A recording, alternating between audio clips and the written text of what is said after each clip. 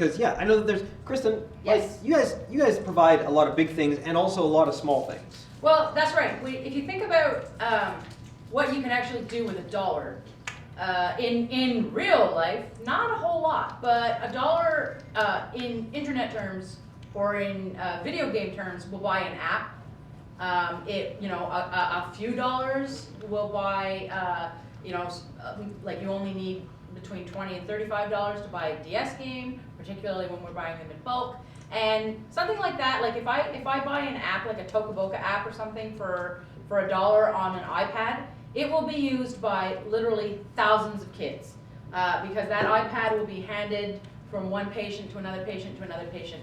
So money goes really, really far with Child's Play, which is one of the things that I really love about our job, is that it doesn't take much to make a huge impact. So yeah, we can definitely get the most for every $1 that's donated. I'm going to put you on the spot here. Okay. But this drive is for $9.90. Is there something that's like around $9.90 that we could say that maybe you just bought? Well, I mean, we're talking like at least 3 games if we're looking at something from an app store. Mm-hmm. So if you've donated roughly $10, you've probably bought 3 or 4 apps that will be reused on a daily basis by pediatric patients. That's awesome. Yeah, that's a lot. That's incredible. And again, we've talked in the past about how sometimes this stuff goes to like kids who are in isolation, so they can't play with conventional toys or whatnot because Yes.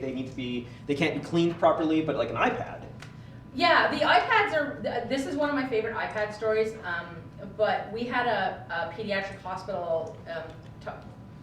Every once in a while, we get feedback of what they're doing with the equipment. And shortly after we started offering iPads on like a sort of a large scale basis, one of the pediatric hospitals came back to us and said, we wanted to tell you what we're using our iPads for. And we were expecting them to tell us, we're installing all of these apps and giving them to kids in, like you said, in isolation units, or because they can be wiped down, or in the waiting rooms or whatever.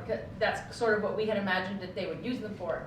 But it turned out what they were using them for a lot of the times was in the event of a serious accident, like for instance a car accident, where there had been a large-scale trauma and they had pediatric patients.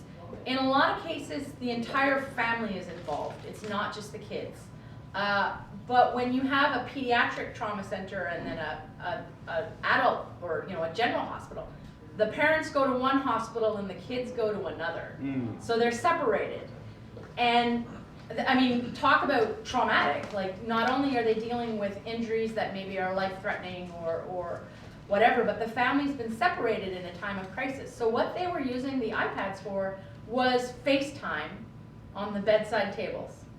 And it was like having, they said it was kind of like a Harry Potter sort of vibe, that there was like an animated picture of the parent.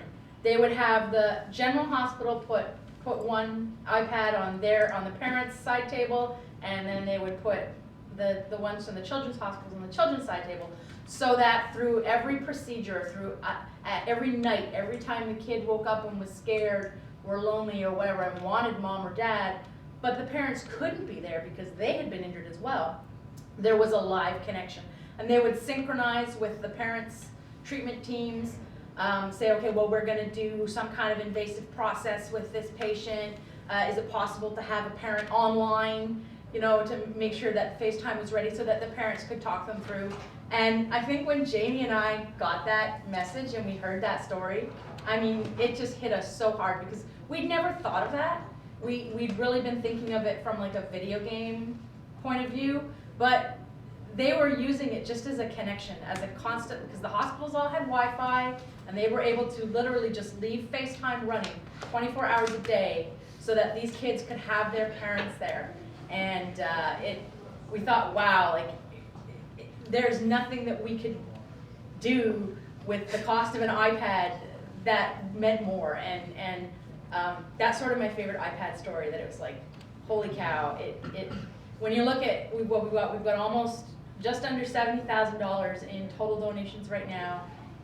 We could, in theory, put an iPad in the hospital room of every hospital room for so many of our partner hospitals, and they could have that connection. And that's huge. That's amazing. It is amazing.